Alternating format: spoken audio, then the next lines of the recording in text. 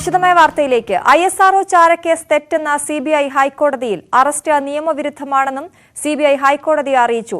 ISROയിലെ ശാസ്ത്രജ്ഞർക്കെതിരെ കള്ളക്കേസ് ചുമത്താനുള്ള ഗൂഢാലോചനയിൽ വിദേശ ശക്തികൾക്ക് പങ്കുണ്ടെന്നും CBI.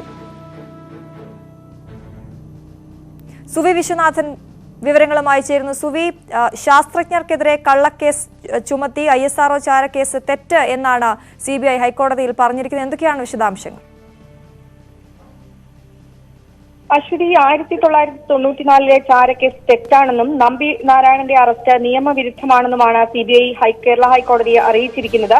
വ്യാജ ചാരക്കേസ് ദേശീയ സുരക്ഷയുമായി ബന്ധപ്പെട്ട ഗൗരവമേറിയ വിഷയമാണ്. ISROയിലെ പ്രമുഖ ശാസ്ത്രജ്ഞർക്കെതിരെ കള്ളക്കേസ് ചുമത്താനുള്ള ഗൂഢാലോചനയിൽ വിദേശ ശക്തികൾക്ക് പങ്കുണ്ടെന്നും CBI പറയുന്നുണ്ട്.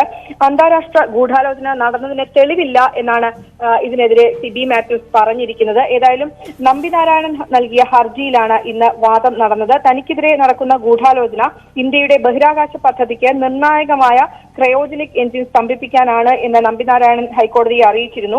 ചാരക്കേസ് കെട്ടിച്ചമയ്ക്കാൻ അന്വേഷണ ഉദ്യോഗസ്ഥർ ഗൂഢാലോചന നടത്തിയെന്ന CBI കേസിൽ പ്രതികൾ നൽകിയ മുൻകൂർ ജാമ്യ ഹർജിയിലാണ് നമ്പിനാരായണന്റെ അഭിഭാഷകൻ ഇന്നലെ ഇക്കാര്യം അറിയിച്ചത്.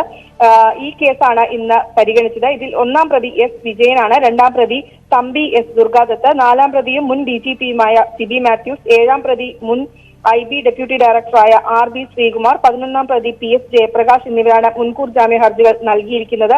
ISROയിൽ ശാസ്ത്രജ്ഞനായ നമ്പിനാരായണനെ ഉൾപ്പെടെയുള്ളവരെ ചാരക്കേസിൽ കൊടുക്കാൻ അന്വേഷണ ഉദ്യോഗസ്ഥർ ഗൂഢാലോചന നടത്തിയെന്ന ആരോപണത്തിൽ സുപ്രീം കോടതിയുടെ നിർദ്ദേശാനുസരണമാണ് CBI അന്വേഷണം നടത്തിയത്. പ്രതികൾക്ക് ഹൈക്കോടതി നേരത്തെ മുൻകൂർ ജാമ്യം അനുവദിച്ചിരുന്നതാണ്. ഇതിനെതിരെ CBI നൽകിയ ഹർജിയിലാണ് പ്രതികളുടെ മുൻകൂർ ജാമ്യം റദ്ദാക്കിയ സുപ്രീം കോടതി ഹർജികൾ വീണ്ടും ഹൈക്കോടതിക്ക് തിരിച്ചു നൽകുകയായിരുന്നു. അതിലാണ് ഇപ്പോൾ ഈ തരത്തിൽ, അതായത് അന്താരാഷ്ട്ര ഗൂഢാലോചന, അതായത് വിദേശ ശക്തികൾക്ക് ബന്ധമുണ്ട് എന്ന ഒരു ആരോപണവുമായി CBI രംഗത്ത് വന്നിരിക്കുന്നത്. ശരി, സുവി വിശ്വനാഥനാണ് വിശദവിവരങ്ങൾ നൽകിയത്.